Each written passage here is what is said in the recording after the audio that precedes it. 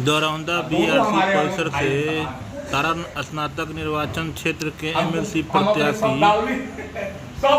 कमरेंद्र बहादुर सिंह ने भरी हुंकार।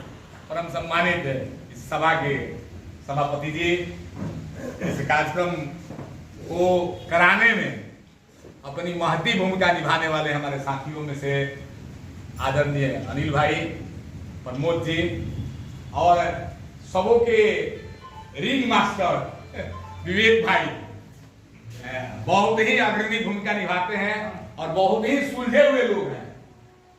आदरणीय गिरी सर, विपिन जी, उत्तम भाई, विवेक जी, अंकित जी, कश्यप भाई, कुंदन बाबू और मेरे साथ कदम में कदम मिलाकर चलने वाले हमारे इंद्रजीत महतो जी, और इस कार्यक्रम में आपने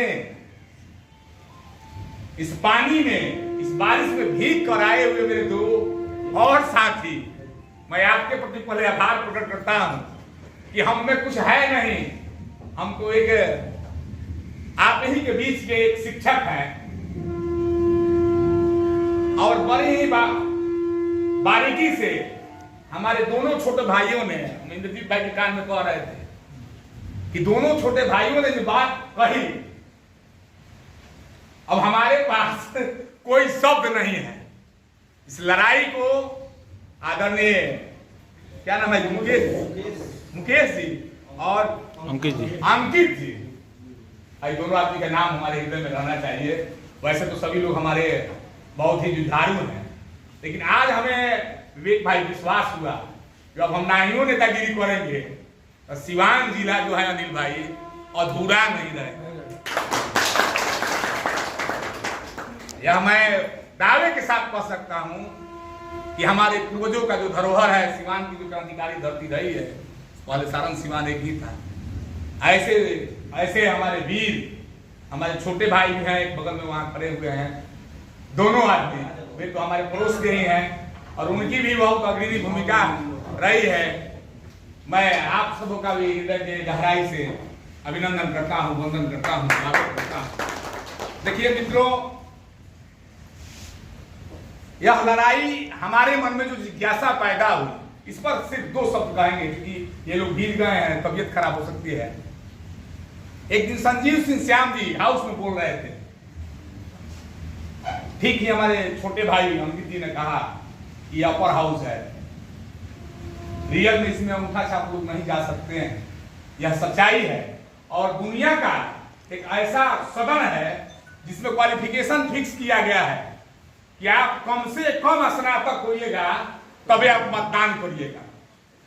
राष्ट्रपति महोदया के मतदान में जितने लोग विधायक चुन के गए हैं, जितने लोग एमपी चुन के गए हैं, राज्यसभा के मेंबर हैं, विधान परिषद शायद उसमें वोट नहीं देते हैं, वो लोग शायद वोट नहीं देते, हाँ वो लोग नहीं देते हैं।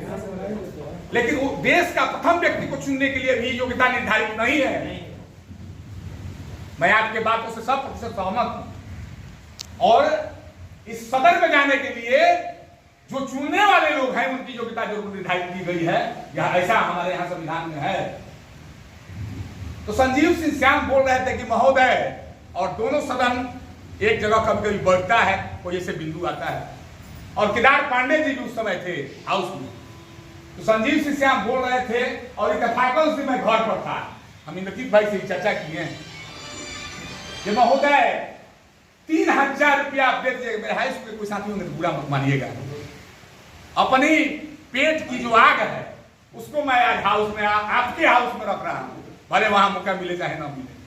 यह जो शिक्षकों का हाउस है, अदालत है, इसमें मैं अपनी बात को, व्यथा को आपके सामने रख रहा हूं। महोदय 3000 रुपया अगर दे दीजिएगा भाई जी, तो हाई स्कूल के शिक्षकों की समस्या दूर हो जाएगी। जब 3 बार बोले बड़े भाई, तो हमको लगा कि चौथा बार प्राइमरी में बाकी है, प्राइमरी की बात भी रखेंगे। क्योंकि संजीव सिंह श्याम और केदार पांडे जी लोग बहुत बुजुर्ग लोग हैं, वे लोग बहुत दिन से जीतते आ रहे हैं। नवल भाई भी हम लोग के बारे में बोलते थे, लेकिन न जाने आजकल उनको क्या हो गया है, वो भी चुपचाप देख रहे हैं, नहीं बोल रहे। लेकिन भाई आप उस प्रोसीडिंग की कॉपी को निकालिए।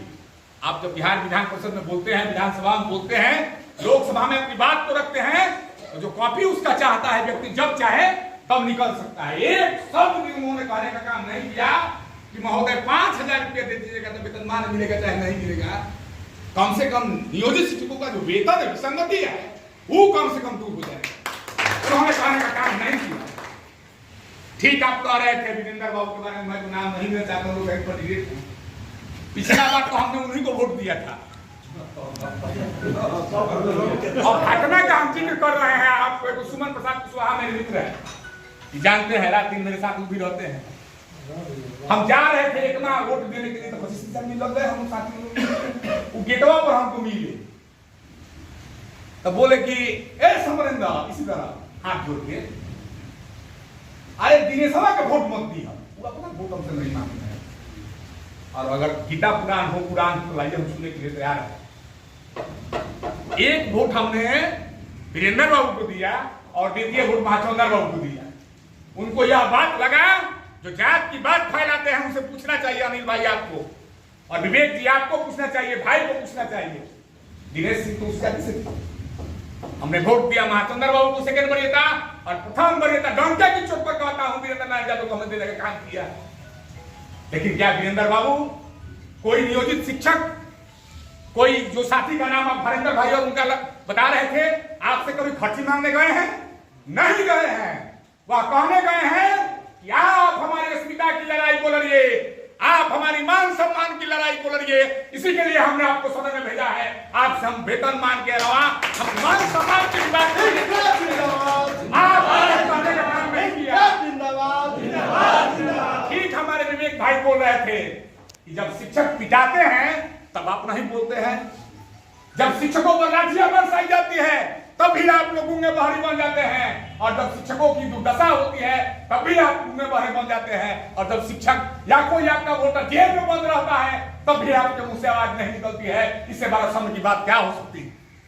वह व्यक्ति जो आपको मदद करता है, वह व्यक्ति जो आज बारिश में 4 घंटा से आपका इंतजार कर रहा है, आपके बाप का गुलाम नहीं है, आपके व्यवहार पर, आपके बाप पर वह 4 घंटा से आकर इस पानी में बैठने का काम किया है। वो व्यक्ति अगर जेल में जाता है और समरेंद्र बहादुर का व्यक्तित्व और समरेंद्र बहादुर का टेलीफोन बंद होता है तो धिक्कार है समरेंद्र बहादुर को दोबारा वोट मांगने नहीं आना चाहिए। वैसे लोगों पर क्वेश्चन करना चाहिए कि महोदय, गांव गरीब किसान का बेटा अगर साइकिल से घूम के आपको मतदाता बनाने का काम किया है, 5-5 घंटा बारिश में बीच के आपको मतदाता बनाने का काम किया, आपने उसके लिए मेहनताना देने का काम नहीं किया है।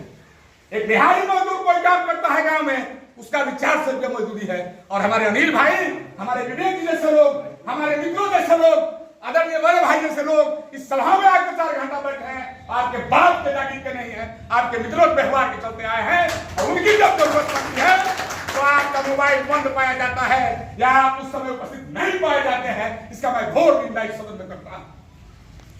मित्रों, मैं तो दावे के साथ डंके की चोट पर कहता हूं, पार्टी जिला घूमूंगी या जो सफेद मत चादर के रूप में हमें देने का काम करेंगे, हमारा इतिहास ऐसा रहा है कि मैं उसको दाग नहीं लगने दूंगा। हम लड़ते रहेंगे आपके पक्ष में, जब जब आपके पक्ष की बात आएगी, विरोध का बात आएगा, हम हाउस नहीं चलने देंगे। एक घटना हम बता देंगे। नवल भाई एक बार बोल रहे थे कि समझना भाई आप इस आदमी आता ना तो हमको थोड़ा सा राहत होता, हम रू कैसे अतः आप जब झगड़ते इधर से तो हमारे पास वो माफी मंगवाने के लिए आते हैं, और 2 आदमी मिल जाते तो हम लोग का काम हो जाता। न जाने भगवान की कृपा कब होगी, आप सबों का आशीर्वाद कब होगा जब हम लोगों जैसा लोग भी आपके प्रतिनिधि के रूप में, आपके वकील के रूप में बिहार विधान परिषद में पूजने का काम करेंगे, आपकी बात को रखने का काम करेंगे, और वादा करते हैं कि अगर ऐसा नहीं करेंगे तो दोबारा दोराला की धरती पर, महाराजगंज की धरती पर, सिवान की धरती पर हम वोट मांगने के लिए नहीं आएंगे, नहीं आएंगे, नहीं आएंगे। जो फॉर्म प्राप्त हुआ है, शायद पंचायत वाइज भाई लिस्ट बना लिए हैं, हम सबों से आग्रह करेंगे कि जात पात की बात जो करता है उसको करने दीजिए। समरेंद्र आपका जात है, और आपसे बड़ा जात इस दुनिया में किसी का मजबूत नहीं है। आप पूरी मजबूती के साथ रहिए, मैं आपकी बात को रखूंगा। जाने अनजाने में कोई गलती हुई हो तो छोटे भाई भी हमें क्षमा करेंगे, और बड़े भाई लोग का तो अधिकार हमारा स्वयं उन पर है। मैं आपसे माफी चाहूंगा। बहुत बहुत धन्यवाद, बहुत बहुत धन्यवाद। अपना मत देने का काम किया करेंगे। उस पर हम दाग नहीं लगने देंगे। ऐसा मेरा सिद्धांत रहा है, ऐसा मेरा मानना रहा है, ऐसा मेरा क्रियाकलाप रहा है। एक बार की घटना आप लोग जानते हैं, इन्हीं वाहन की तरह चांदनी झा हमारे टेट शिक्षक हैं। टेट शिक्षक के लोग बात करते हैं, अरे सरकार तो हमके बांटिए दिले 5 खंड में, नगर शिक्षक, प्रारंभिक शिक्षक, माध्यमिक शिक्षक, उच्चतर माध्यमिक शिक्षक। और एक बात जान लीजिए, जब उनको बाल पकड़ के, विवेक भाई आप लोग को याद होगा, जो लोग साथी हमारे साथ रहे हैं, पटना में गए हैं, और आप लोग भी थे। अब जब बाल पकड़ के घसीटा जा रहा था, बिहार में 3 लाख लोग बैठे थे वहां, 3 लाख से लोग कम नहीं था। किसी ने यह हिम्मत करने का काम नहीं किया कि बहन चांदनी जी जो है उनको बाल पकड़ के घसीटा जा रहा है भरी सभा में, और किसी ने हिम्मत नहीं किया कि उनको बचाया जाए। यह बात हमसे नहीं दर्शाया, हमको नहीं रखा गया, हमको क्रोध आ गया।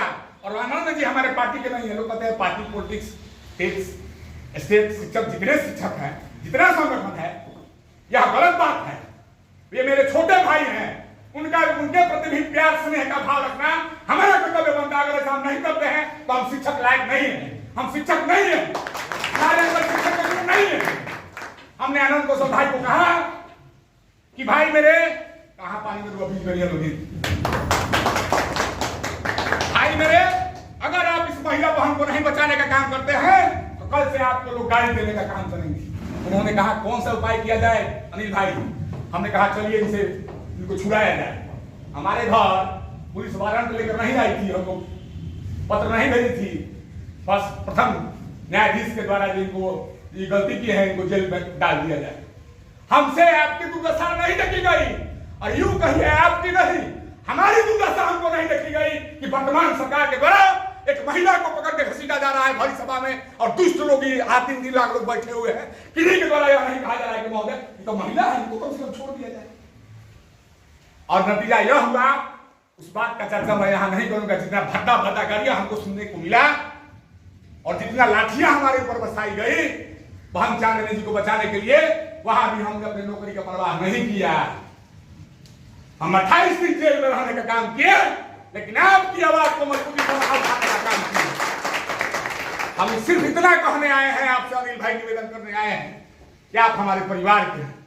और इंद्रजीत भाई कभी कभी गुस्सा के कहते हैं कि शिक्षकों से भी वोट मांगना पड़े, यह शिक्षकों की जिम्मेदारी बनती है कि आपके परिवार का भाई खड़ा है, आपके पास कोई वोट मांगने का काम करता है तो आप उसका विरोध कीजिए। विरोध इसलिए कीजिए कि भाई आप प्रोफेसर है, आपको 2.5 लाख रुपया वेतन मिलता है, और एक नियोजित शिक्षक जिसको 40,000 या 25,000 रुपया मिलता है, वो अपना नौकरी भी छोड़ के आपकी सेवा के लिए तैयार है। आप उनसे पूछिए कि महोदय, जब बीपीएससी से प्रधानाध्यापक की बहाली की बात आई तो आपने क्यों नहीं उनका विरोध किया?